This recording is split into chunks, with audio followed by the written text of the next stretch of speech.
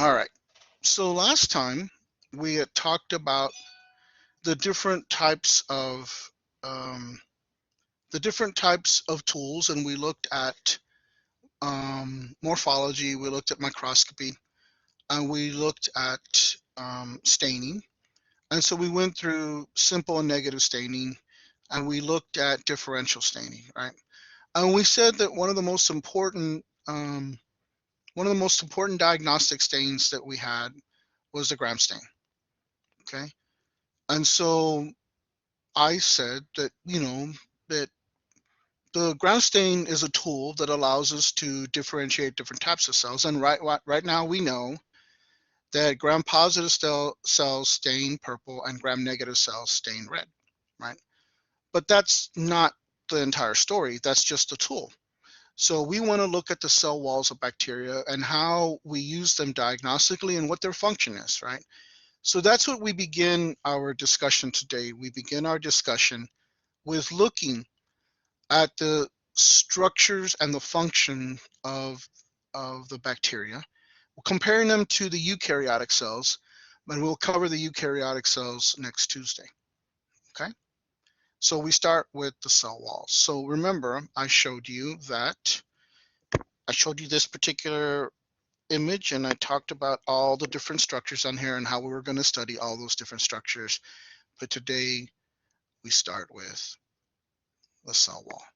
Right? So the cell walls of bacteria are the outer covering of most bacteria, right? That's what makes contact with the environment. That's what interacts with the environment. Now, there's some bacteria that have an additional layer that we call a glycocalyx, right? And we're going to talk about that today also. But we start with the cell wall because the cell wall not only does lots of important things for the cell, the bacterial cell, right? It protects the cell, it maintains the shape of the cell, and it is a barrier to not allowing for big swings in the osmotic pressure of the cell, right? So it doesn't allow a lot of things to leave the cell, nor does it allow a lot of things to enter the cell, right? It's one of those regulatory mechanisms that this particular cell, the bacterial cell, has. Okay.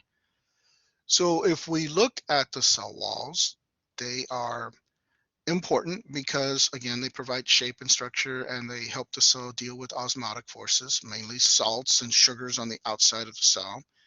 They assist cells in attaching to other cells, and also, in some cases, like for the gram-negative specifically, they help them so that they can elude the antibiotics, right? Cell walls are not present in animal cells like us.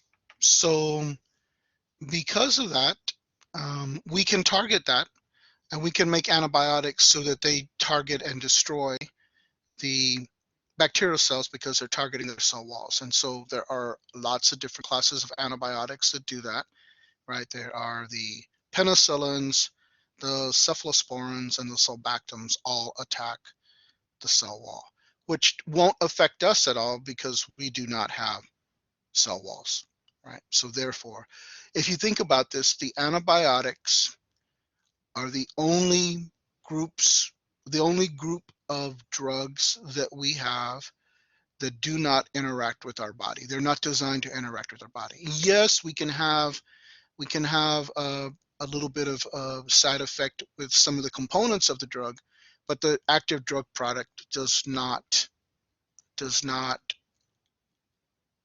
do anything to our body. They're not designed that way. They're designed to attack the bacteria. Okay. And then we talked about archaea, and we talked about bacteria when we looked at classification and domains, and we know they have different types of cell wall chemistries. But we're not going to talk about the archaea because they have no clinical relevance. So if you think about that, here are the three different morphological distinctions, the three shapes of bacteria: cocci, bacilli, and spirilli. And if we look at those, right, the question you might ask yourself, if you look at those morphologies, which one of those morphologies would have to be flexible in order to show their true shape? So who can answer that question? which one of those shapes would have to be flexible in order for this cell, for us to see the shape of the cell, right? Which one of those would have to be flexible? You mean be able to move around? So, I mean, being flexible, I think that was Cheska. It To is. be able to move around would be part of it, right? So, which one of those do you know moves all the time? Spiral. The spirillum. That's the only one that has to be the flexible. The other two can be rigid or they can be flexible. But the spirilla, or anything that is shaped like a spirillum, like a spirochete, has to be flexible in order to exhibit its shape, okay, to show its shape.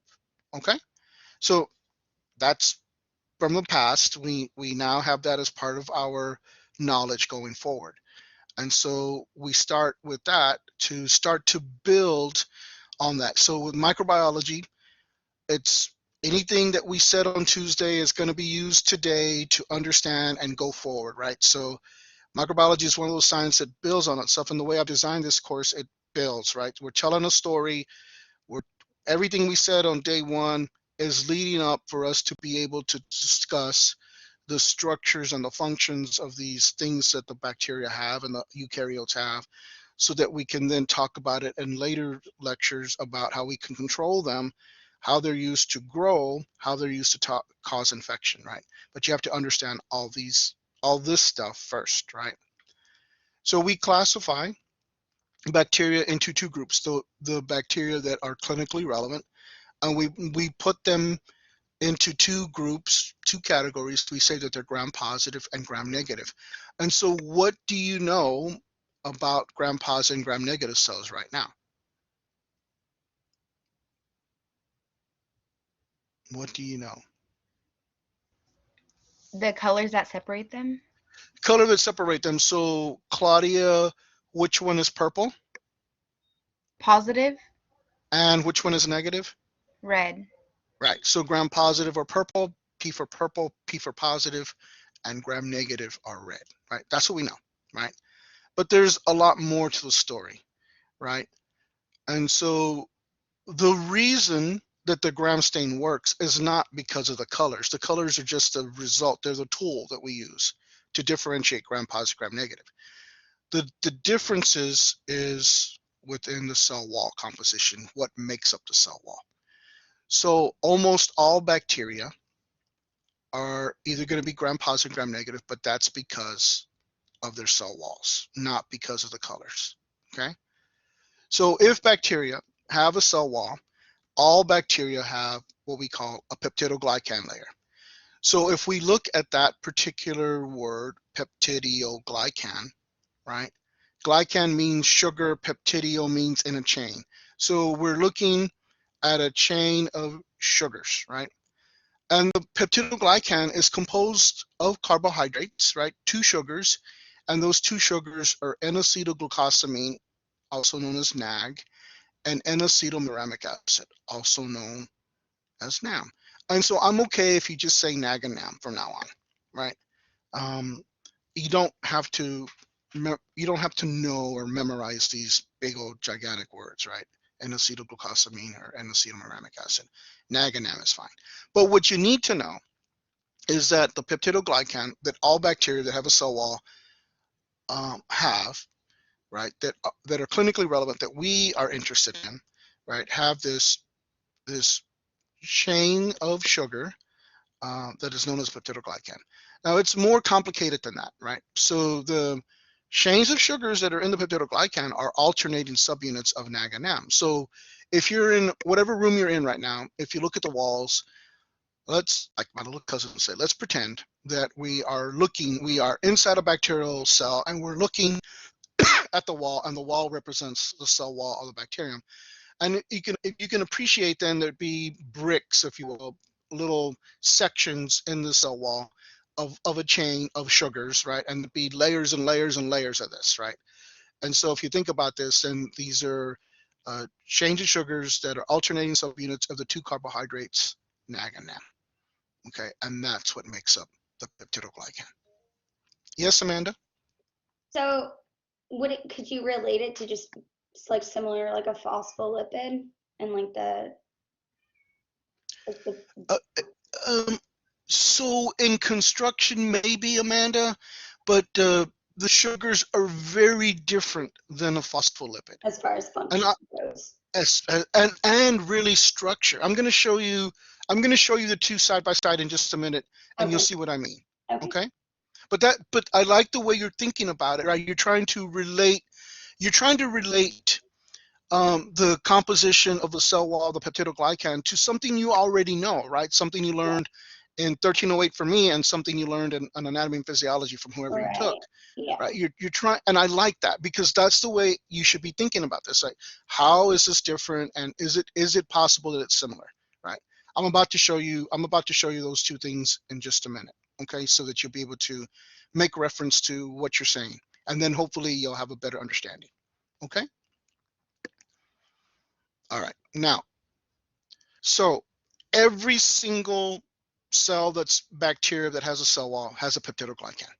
But the difference is how thick that peptidoglycan is, and is there an other layer associated with it, right, with the cell wall. And so that's where we start our discussion about the differences in the cell walls.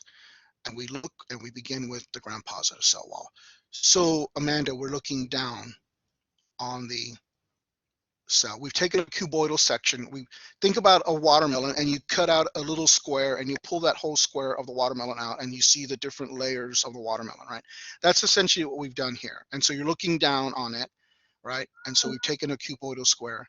This area down here, Miss Amanda, is the phospholipid bilayer that we know as the plasma membrane, right? You can see it. It's composed of phosphates and lipids. But this other part here, from here to here, makes up the peptidoglycan for a gram-positive cell. You can see that gram-positive cells only have one layer. It's the peptidoglycan. It's very thick, right? And so if we think about sugars and how they are constructed, how they're put together, you can think about either cellulose or chitin or glycogen, right? Or starch, and how they're all put together. They're put together by these chains of sugars. And so these different sugars that make up the peptidoglycan are in chains. And so if you're looking at this image, you can see the little things that look like bricks are supposed to represent the alternating subunits of those carbohydrates. Right. Now, if you think about carbohydrates in themselves, they are structurally rigid. Right. So think about a stalk of celery or a carrot or a tree or anything that's plant-like that all has cell walls. They're very rigid, right? Well, bacteria that only have a peptidoglycan are very rigid. They are very, very rigid. Think of a Jolly Rancher, right? Which is just sugar, right? Jolly Ranchers are rigid. They're very hard, right? The peptidoglycan is very hard, okay? The other thing to consider when looking at gram-positives, number one, they have only one layer, peptidoglycan, very thick. And the other thing is you can see these things that are kind of light blue that are attached to the plasma membrane and then come up through the peptidoglycan, through the other side of the peptidoglycan. They are anchoring the cell wall of the gram-positive cell to the plasma membrane, right? And those things are called teichoic acids.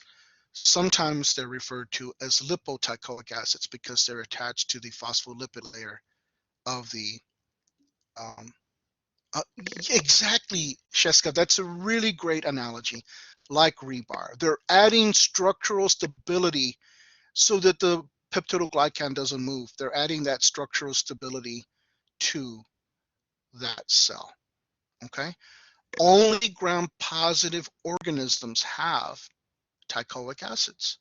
So right now, gram-positives, you know, have one layer. It's a thick peptidoglycan, but the other thing that they have that gram-negatives don't have are teichoic acids, okay? Any questions? So if we look at another image, Real quick. So you said that yes, gram negatives don't have, what's that last thing you said? teichoic acids. Oh, okay. So it's this word right here. It's this word right here. Okay, Miss Jessica? Yes, sorry. Thank you. I unmuted myself. Okay. Thank you. Sorry. Okay. So here we're looking at a gram-positive bacterial cell, and now we've taken a longitudinal section, right? And we've looking at this longitudinal section. You can see that this is the peptidoglycan layer right here. This is the cell wall. You can appreciate that there are two different shades of purple. There's kind of lavender and there's kind of violet, right? And those are representing the alternating subunits of NAG and NAM.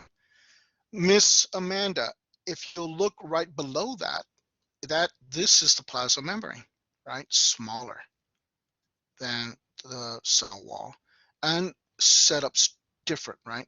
Where you have this phospholipid bilayer set up so that the lipids are facing each other and the phosphates are on the outside of the membrane. Are you with me? Now, this is the plasma membrane is really important, and we're going to talk about that a little bit, but it's not part of the cell wall. Okay? Anybody else? Ki-Young, what are those orange things that are attached to the plasma membrane that are going through the peptidoglycan and coming out on the other side? What are those things called?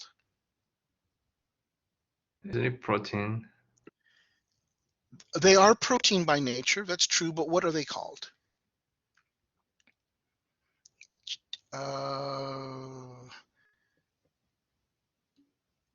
Lipoteichoic acids, Amanda. Very good. Very good. Perfect. Right. One more image because I think it'll really help you understand, right? This is a beautiful description of the peptidoglycan for gram positives, right? This is the outside of the cell, right? And so if we think about this continuing on in both directions, right? So if we think about this continuing on that way and continuing on that way, that's the outside of a cell. This is the inside of the cell, right? This little area right here, Miss Amanda, is a plasma membrane. And from here to there is the cell wall of the gram positives made up of only peptidoglycan. Look how thick it is, right? Cheska, what are those green things running through the peptidoglycan and attached to the plasma membrane? What are those things? The things that look like rebar. The things that look like rebar, which are what? Hang on. I'm gonna. Starts with a T. Oh, it's the teichoic. Teichoic. Yeah, I wrote it down. I Teichoic just acid. couldn't. TEIC. Okay, got it. The answer is right there. Oh, Okay. my bad. No. Okay. Yeah, Very I'm good. good. Yeah. Okay. All right. So now we know how the gram-positive cell wall is constructed, right? We know it's composed of only one thick layer of peptidoglycan, and that peptidoglycan is structured so that it is constructed of alternating subunits of two carbohydrates, right? NAG and NAM. Good? All right, now let's look at the gram-negative cell wall. So the gram-negative cell wall, again, you're looking down on it this way, right? And here, this layer right here is the plasma membrane. Important, but not part of the cell wall, okay? So remember I said that if it's bacteria and has a cell wall, it has a peptidoglycan, right? But here you can see the peptidoglycan is much smaller, right? And then it has an outer membrane, a phospholipid membrane, but it's not the plasma membrane because the plasma membrane is what defines the inside and the outside of the cell. This is what we call the outer membrane, right? And you can see it, right? So if you look at the thickness of the cell wall of gram-negative, it's about the same thickness as a gram-positive, except it has two layers, right? And so that's what makes it different. Okay, and so if we look now at this beautiful rendition, it is of what it looks like. remember this again. If we think about the structure going all the way this way and going all the way that way, then if we look at these structures, right, this area right here is the plasma membrane right here. Important, but not part of the cell wall. Then this other structure right here, from here to here, is the peptidoglycan. I didn't want black, go purple. Is the peptidoglycan. Professor, And then, I'm yes, I'm having a Lillian? really hard time seeing like where you're talking about. Oh, okay. I see it. Never mind.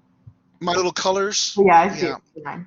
And then from here to here is the outer membrane. The outer membrane is called the LPS. LPS stands for lipopolysaccharide, right? It contains lipids and sugars, right? And the polysaccharides are pretty long chain sugars, right?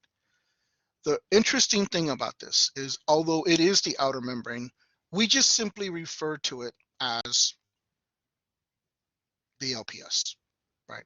A lot of us will. Now, there's something really important about the LPS, especially this part of it right here, the lipid A portion of it. Anything that's gram negative, anything that has got an LPS, anything that's gram negative, it is toxic. This is an endotoxin.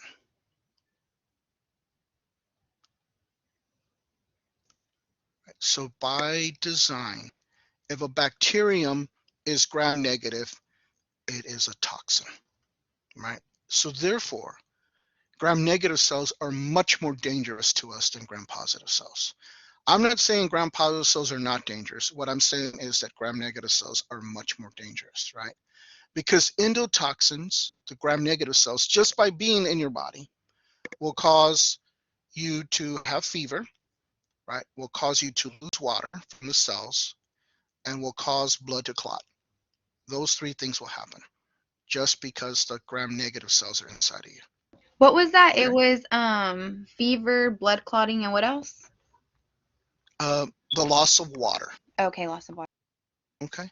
So Claudia, think about that for a minute. If you have an infection of a gram negative cell and you're losing all this water, that water has to go somewhere. Where is it going to go?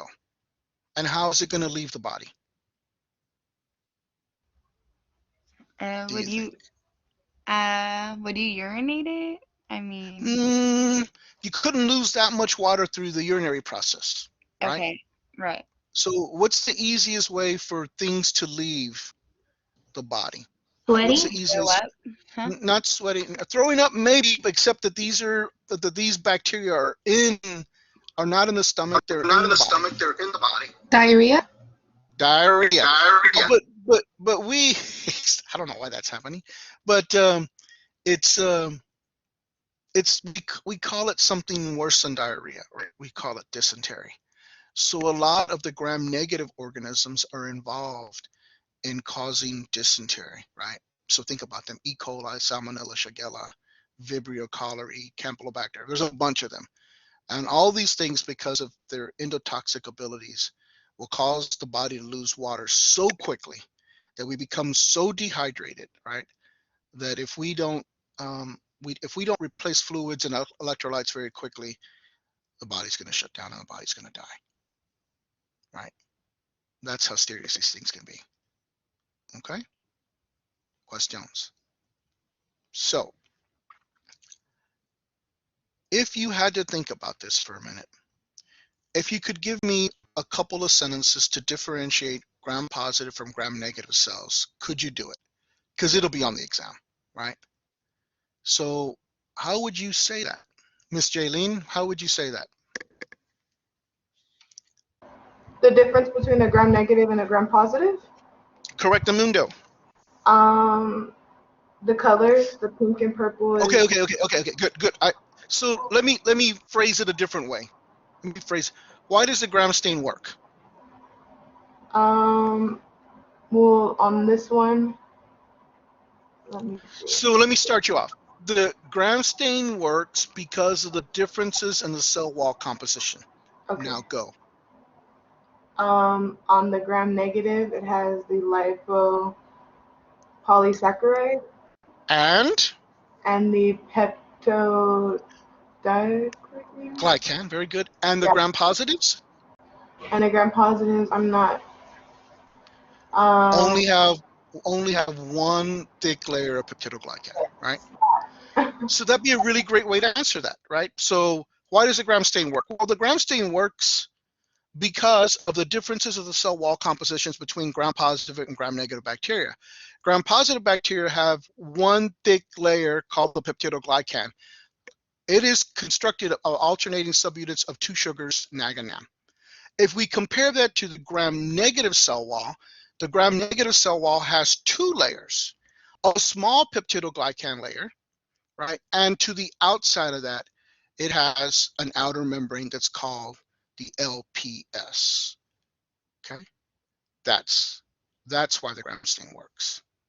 Okay, but you might not get it so far. You might think, oh, okay, well, Provi's just talking about stuff, right? The tool is the gram stain. The tool is the colors, gram positive purple, gram negative or red, but the difference is really in the cell wall compositions. Okay, so let's look at these things. Yes, Amanda. So just to clarify, the gram-negative with the phospholipid layer, that would be the waxy one? Waxy. No. What do you mean by waxy? So where are you getting that? As far as like the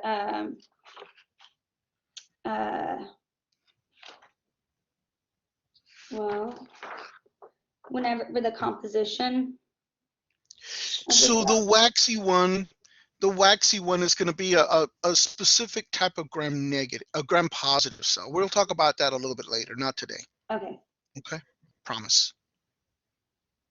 Okay, so if we look at these, right, we know that gram positive cells are purple and gram negative cells are red. So could you give me the three letters that describe the purple structure? What are the purple structures then? Somebody tell me.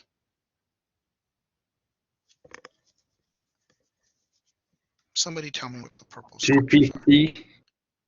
GPC, very beautiful. That is correct, right? GPC. They are GPC, they're gram-positive coxy. What about the red one? What about the red one? What are those? GNS, or would it be an Not S? an S. They're straight. Oh, so you're looking over here? Okay, that's a Oh, GNS. I'm That's correct. sorry. Oh, yes, I'm But over sorry. here is what? Over here is what? Oh, they're straight. They're What? the B. GNB. Hi, Kayla. Yeah, they're GNB. Okay, good. So that's playing on information you already know. Now let's play on information you just learned. Now listen, I'm going to ask a question.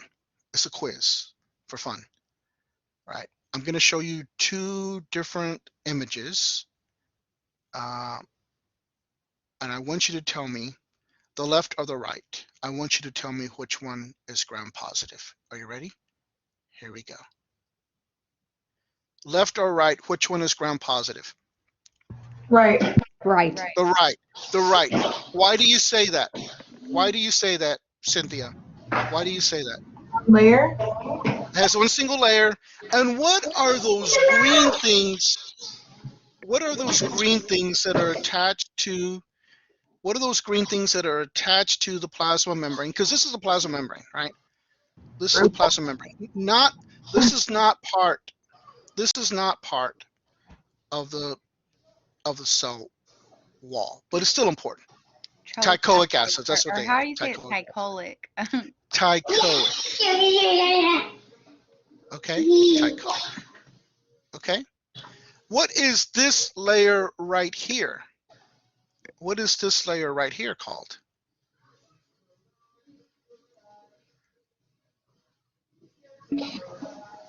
No, the plasma membrane. Outer the membrane? plasma membrane, the outer membrane, right? This is the LP. Oh, Geo, look at that. I'm sorry, Giovanni. I haven't asked you if I could call you Gio. So this is the LPS, right? The lipopoly. This is the outer membrane. Okay, good. Let me show you one more. Left or right, which one is gram negative? Left or right, which one is gram negative? Right. The right. Hey, so somebody's got their mic on and the kiddos are playing in the background. So could you mute your yeah, thank you. Okay. So I didn't catch that. Left or right, which one is gram negative? Somebody tell me again. I missed it. Sorry. Right. The Right. right. Yeah. And that's because you can see this is the LPS layer, right?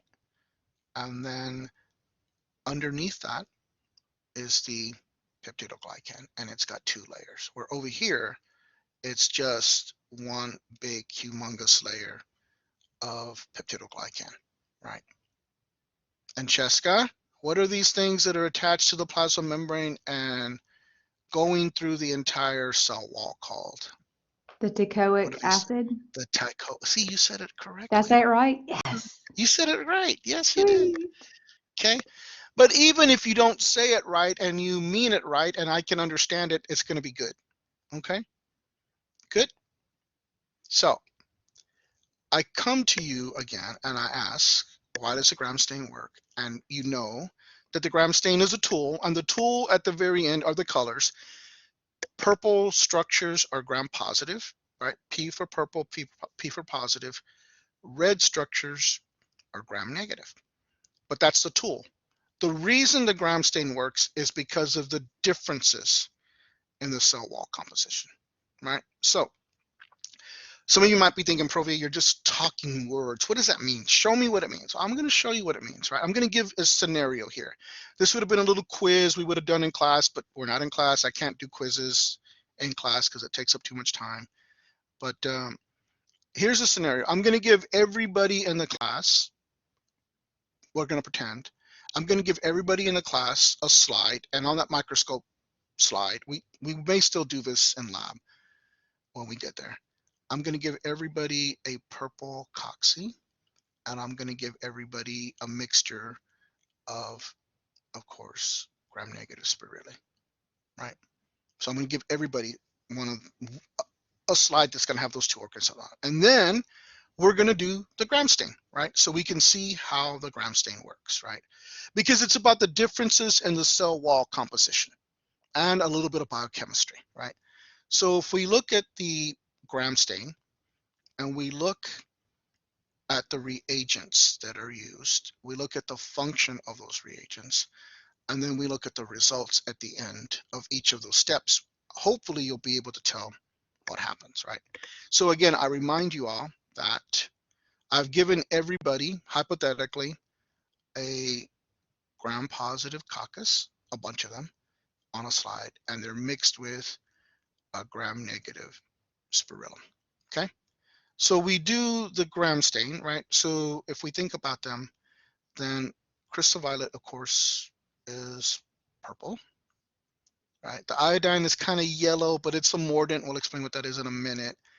And then the acetone alcohol is a decolorizer. But safranin is a counter stain. It's the second stain, and it's red. And both of these stains are basic.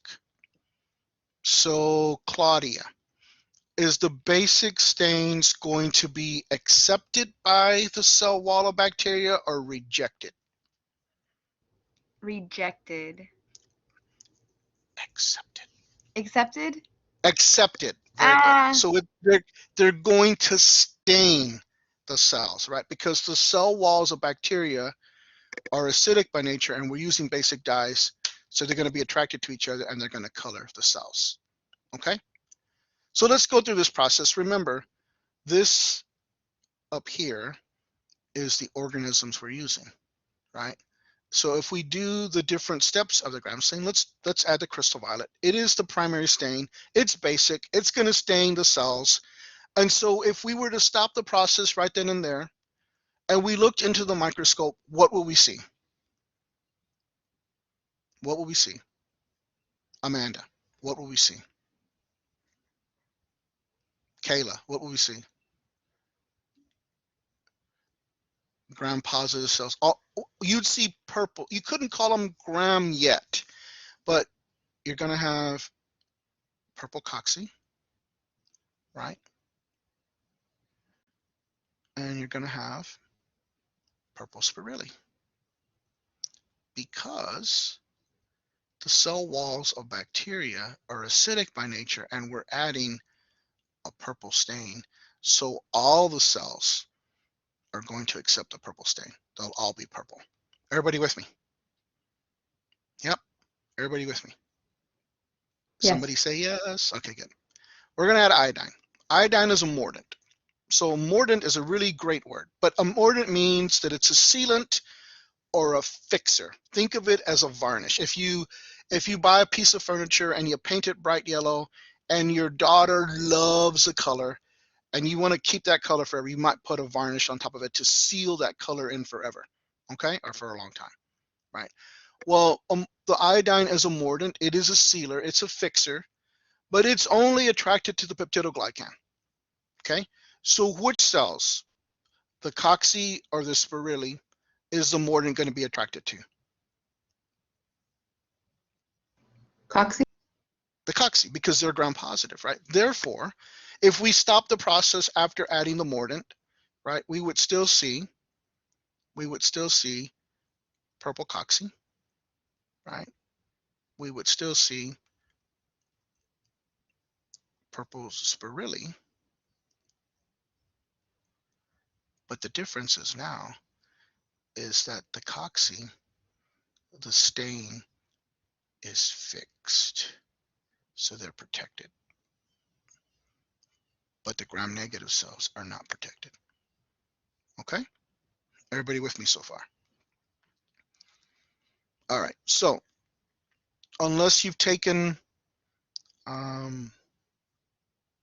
chemistry course, you're not going to know what acetone is, but the ladies are going to know what acetone is. Ladies, what's acetone?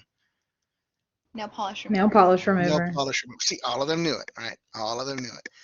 It's a strong solvent, and we're mixing it in with ethanol, right? Ethanol has a high affinity for lipids.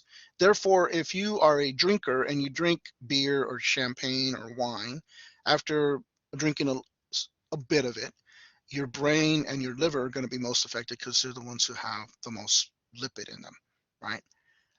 Hence, if you're using acetone alcohol, and alcohol is much more attracted to lipids than it is anything else, which cell is going to be more affected, the coccus or the spirelli? Spirelli? Because it has, that's right, Jalen, because it has an LPS, right? So acetone alcohol is a very strong solvent.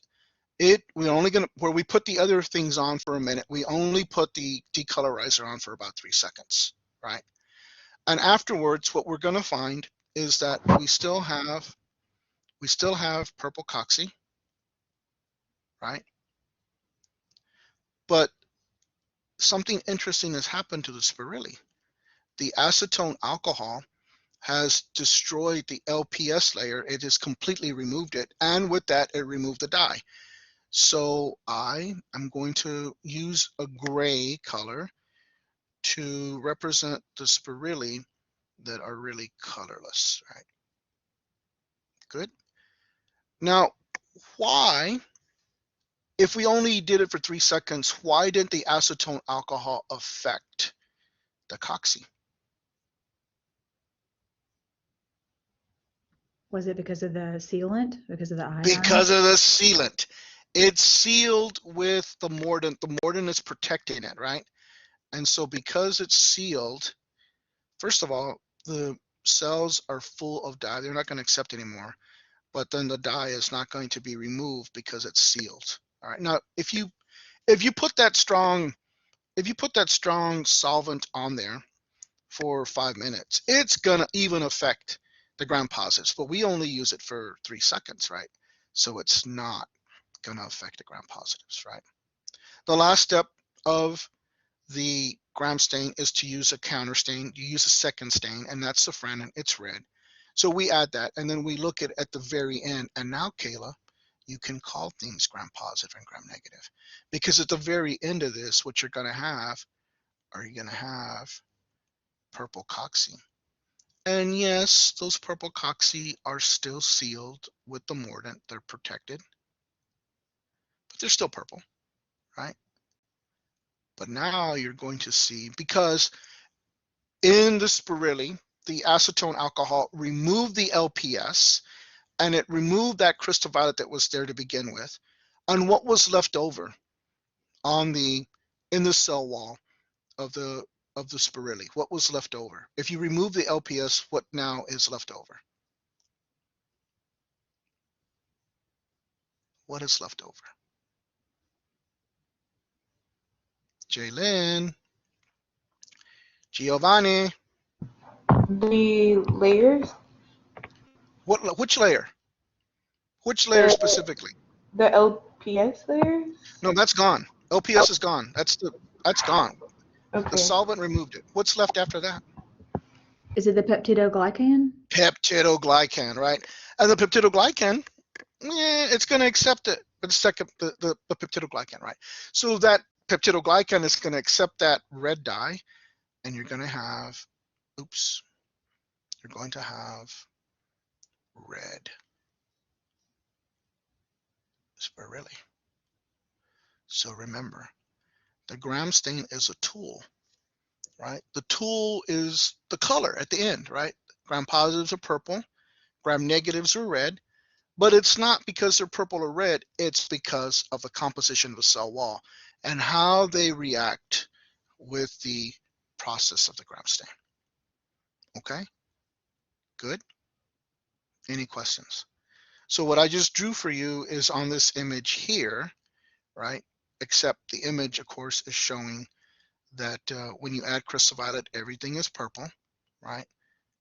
When you add the iodine, that they change a little bit in color, but if you remember, the gram positives are sealed. You decolorize, the gram positives are still purple because they're protected, they're sealed by the mordant.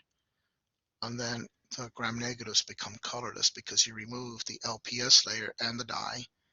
And then when you counterstain with safranin, the gram positives still remain purple, but now the gram negatives, the peptidoglycan that was left over when the process removed the LPS layer, is now the gram negative cells accept that red dye and they appear red.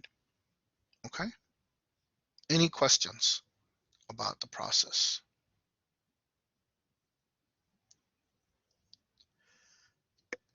Here is a table that differentiates the gram positive, gram negative cells, right? And so you can look at that. It's stuff I've already covered. So if you understood what I said, then you're in really great shape. Okay? Any questions about anything we talked about today? Is this gram positive or gram negative? Sheska? The gram positive has the one layer, right? What's the other Yes. clue? What's the other clue? The taconic acid. Teichoic acid. Yeah. Teichoic, damn it. Sorry. Oh, my bad. That's okay. That's okay. That's all right. You just got recorded saying a bad word. Okay, that's my okay. bad. Sorry, I'll y'all. forgive you. I'll forgive you.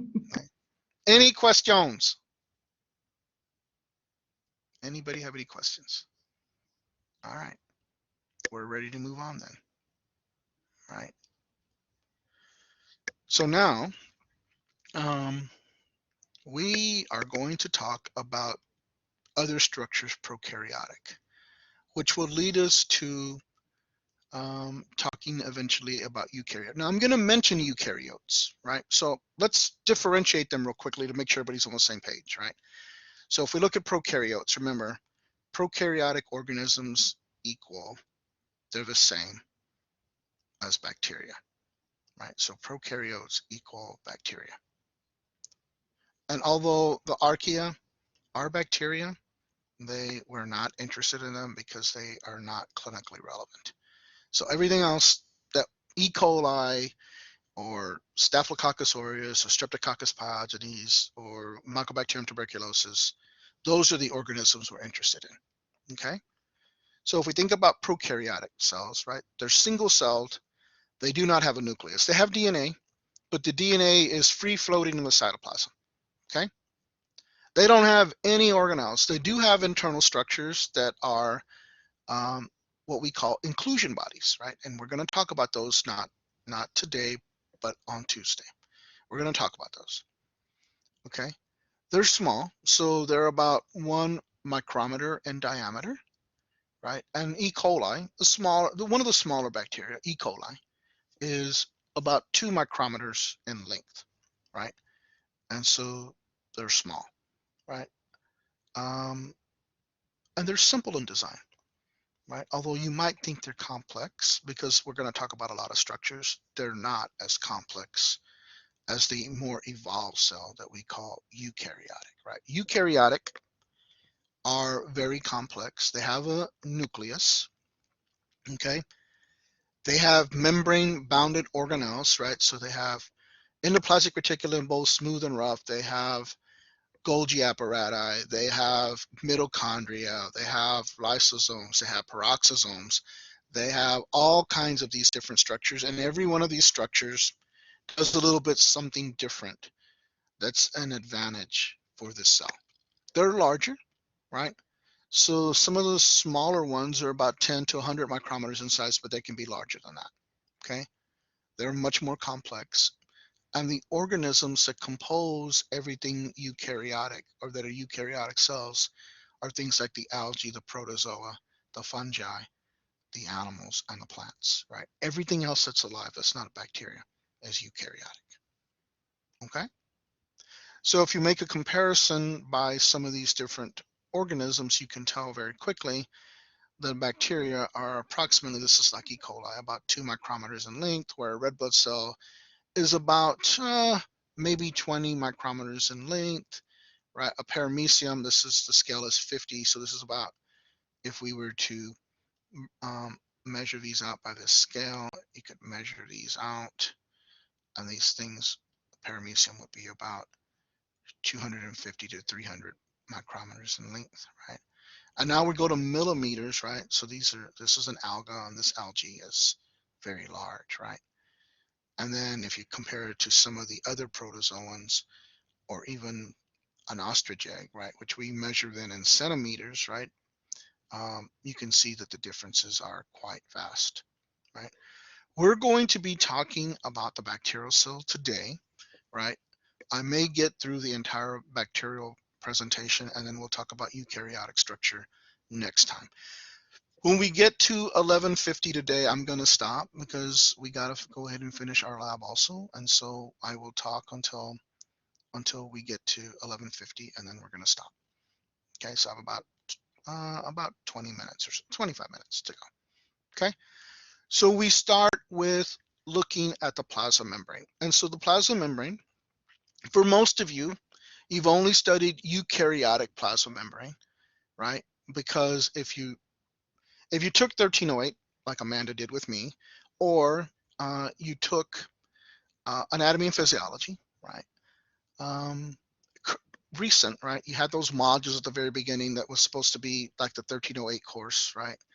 It's supposed to have that foundation already, right? To take anatomy and physiology. One, when you come here, you're supposed to have the foundation of that 1308 course in those modules at the very beginning, or you took the assessment test, right, to get in, and you had anatomy and physiology. One, right? So now you have the foundation. So I don't have to spend a lot of time on the plasma membrane because that is a concept that was covered in anatomy and physiology 1. What I'm going to do is review it with you. Okay, so if we think about the plasma membrane, it's what defines the cell. There are lots of membranes in eukaryotic cells, right? But the bacteria only have that one membrane. It only has the plasma membrane because it doesn't have any other membrane-bounded organelles, right? Or the eukaryotic cell does, right? So here's a really great image of a plasma membrane, right? So you can see it's composed of a phospholipid bilayer, And if you were to follow my drawing, my blue line is separating out the two layers of the phospholipid bilayer. On both ends are the phosphates, right? And in the middle are the lipid tails. Okay. So if we look a little bit closer to that, right here again, you can see is a section of the plasma membrane. And if you follow my black ink, I'm separating out the two layers of the phospholipid bilayer, right? So the phospholipid bilayer, if we think about it, it has these phosphate heads, and these phosphate heads are said to be hydrophilic. And what does that mean? What does the term hydrophilic mean? Water loving. Water. They love water, right? They love come in contact with water, right? The lipid tails, the little green squigglies inside, are representing the lipid tails, right, of the phospholipid, right? And they're said to be hydrophobic, and so what does that mean? Afraid of water. Water. They're afraid of water. They don't like to mix with water. Therefore, water cannot come in this membrane across the membrane. It has to be helped by one of these structures that are either red or blue, and those structures that are red or blue are called integral proteins, right? They act as channels, they act as carriers, they do lots of different things, but they can also be aquaporins because water is so important to the cell that it has to come in, and sometimes there's too much water in a cell, it has to leave, but it can only come into the cell or leave the cell through an aquaporin, like through a channel, right? Because it cannot come through the membrane because water is polar and the lipids are nonpolar, right? Another way of saying that is water is going to like to interact with itself, but lipids do not like to interact with water at all. So water cannot come, it'll be repelled by those lipids, okay? So it has to come through a channel. We believe that those proteins are dynamic. They're forever moving in the plasma membrane. Now, if you think about that, that's one little tiny section of the plasma membrane. If you're in that room and you look at the wall and now believe that the wall is not the wall, but if you believe that the wall is the plasma membrane, right, you can see those phospholipids in that particular membrane, right? So there are some differences to the prokaryotic and eukaryotic plasma membrane. And so structurally, they're the same, except that in eukaryotic animal cells, there is a difference in the plasma membrane, and that is that the eukaryotic animal cells have cholesterol in their plasma membrane, right? So the cholesterol would be embedded in the membrane, and the cholesterol really kind of adds support to the membrane. It is not a bacterial cell. It's not a plant cell, right? The plant cells and the bacterial cells, the membrane are kept from falling apart because they have this layer that's outside of them, the cell wall. And so therefore they don't need anything to stabilize the membrane. Where animal cells they only have a plasma membrane. And so cholesterol kind of makes or gives support to that membrane so it doesn't fall apart. Okay? Right. You may remember that from your anatomy and physiology course. Okay. So if we look then, oh, I'm sorry. And the other thing that happens in animal cells, specifically is in us, is that the carbohydrates and the proteins on the surface of the plasma membrane act as a name tag so that every single cell in our body is labeled us, with the exception of our red blood cells. So if we think about that, every single cell in Keong's body is labeled Keong. Every single cell in Amanda's body is labeled Amanda, and every single cell in Giovanni's body is labeled Giovanni, okay? Except the red blood cells. They have a different marking system, right? And so therefore the immune system knows, okay, this cell belongs to me, I'm not gonna mess with it, or it knows, hey, you don't have the markers for this, that you belong here, you're going to be destroyed, okay? Good. Now, if we look at the functionality of the plasma membrane of prokaryotes and eukaryotes, now you can see a real difference, right? So the first two, right, regulates nutrients and water intake and regulates waste that is produced metabolically. That's where it stops, right? That's where the similarities stop. This is prokaryotic and a eukaryotic function. These things down here are only prokaryotic because prokaryotic cells do not have organelles. And all of these other things are done by organelles inside of the eukaryotic cell. Because bacteria do not have them, a lot of the things that are in the bacterial cell have to do double, triple, quadruple, sometimes quintuple functions, right? And so if we look at this then, for prokaryotic cells, they continue to have other things, right? So the plasma membrane in prokaryotic cells, number 3 for them, is the site of cellular respiration. What does that mean, Miss Amanda? Where the What does that cells are reproduced. What do you mean reproduced? So that's the reproduction of the DNA, the replication happens in the nucleus. The Right. reproduction of the cell happens throughout the cell. But what is cellular respiration, right? It's the site of prokaryotic respiration. Doesn't it have to do with like metabolism, the way that the What? Oh, okay. Sheska says it, right? It's where most of the ATP is made. So really what we're saying is that most of the ATP is made in the plasma membrane for prokaryotic cells. So that's the location of the electron transport system, right? Where is the electron transport system located in eukaryotic cells? Mitochondria? Thank you very much, mitochondria, right? So you can see a big difference already, okay?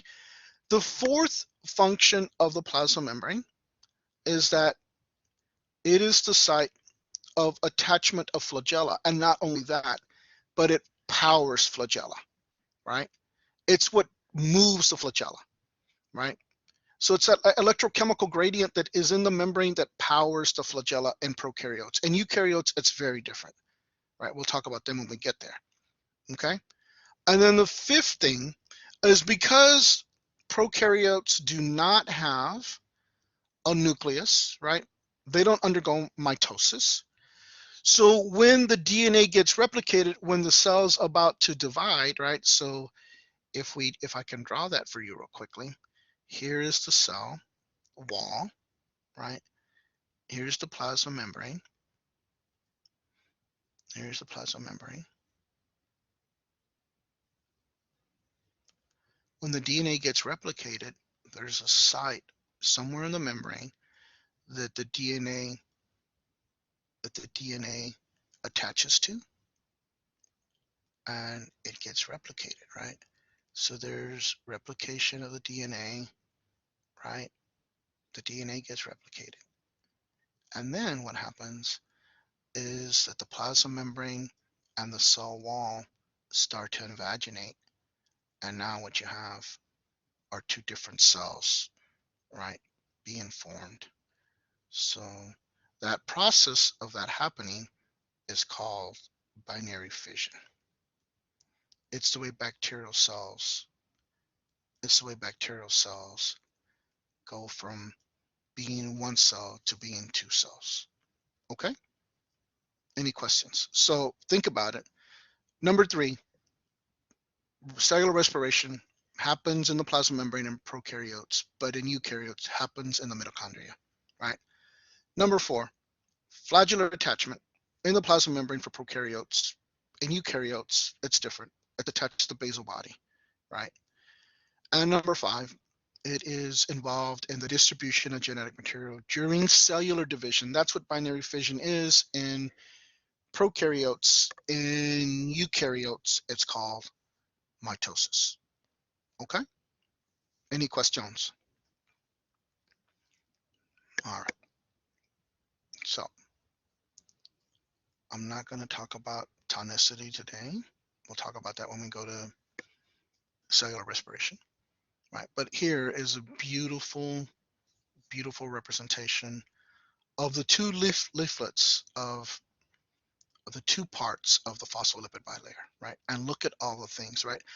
It's a lot of times referred to as a fluid mosaic model because a mosaic means it's composed of lots of different things, right?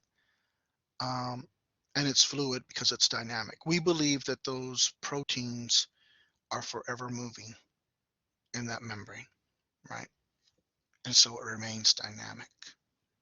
Okay, so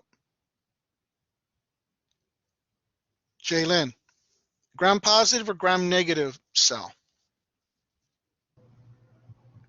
Gram Yes. positive. Gram positive because it has one layer and it has teichoic acids, right? This is the plasma membrane. This is what we just finished talking about right here. This little area in between the cell wall and the plasma membrane is known as a periplasmic space. And it's really important, right? It's important during cellular respiration and it's important when we talk about flagella. So when we talk about these things either later today, which probably won't get there today, or we talk about them on Tuesday, I want you to remember about the periplasmic space. It's that space in bacteria in between the plasma membrane and the cell wall. Okay? Any questions? Anybody have any questions about the plasma membrane? All right.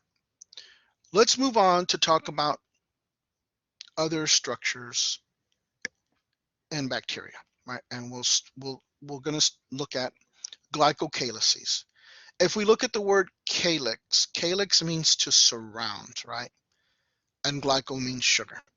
So these are things that surround the cell wall and are composed of sugar. And there are two types, right?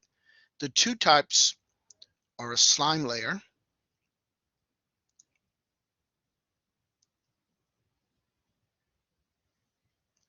and the other type is a capsule. So if I were to draw two cells,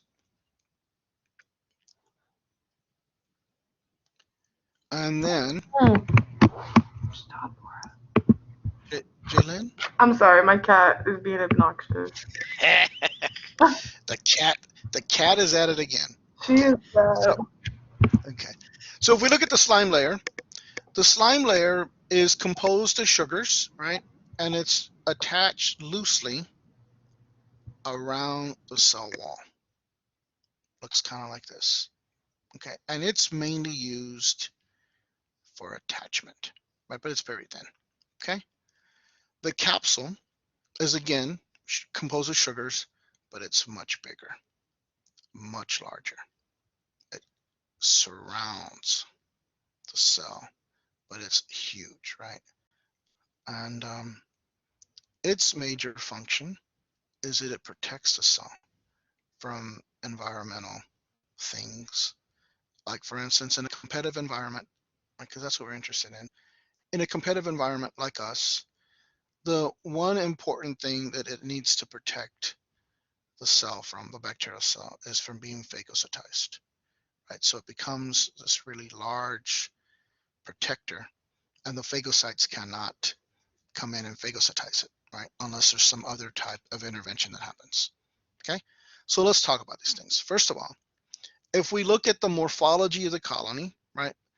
If you ever see a mucoid colony, you should be guessing already that it has a capsule, right? Because a lot of times those organisms that are encapsulated have this real mucoid appearance to it.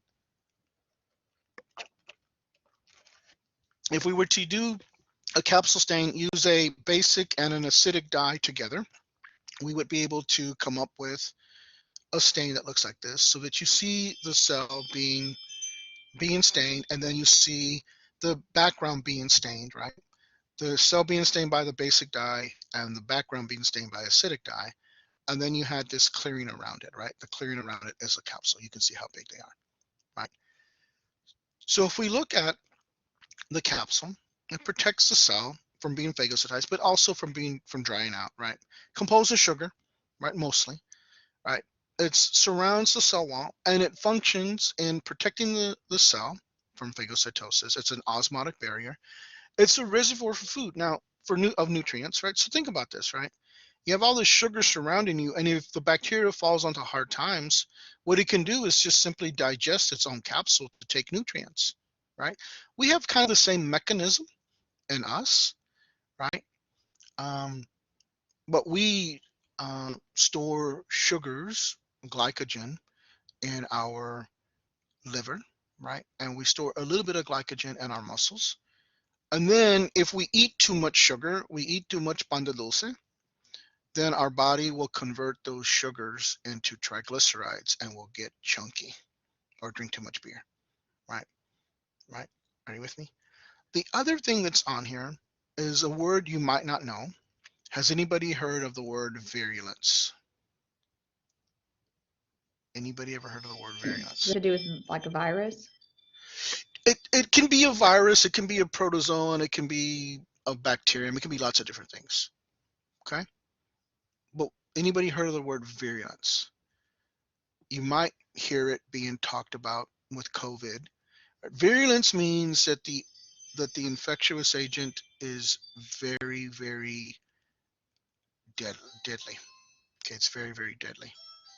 Okay, and so hold on 1 minute. Excuse me 1 minute.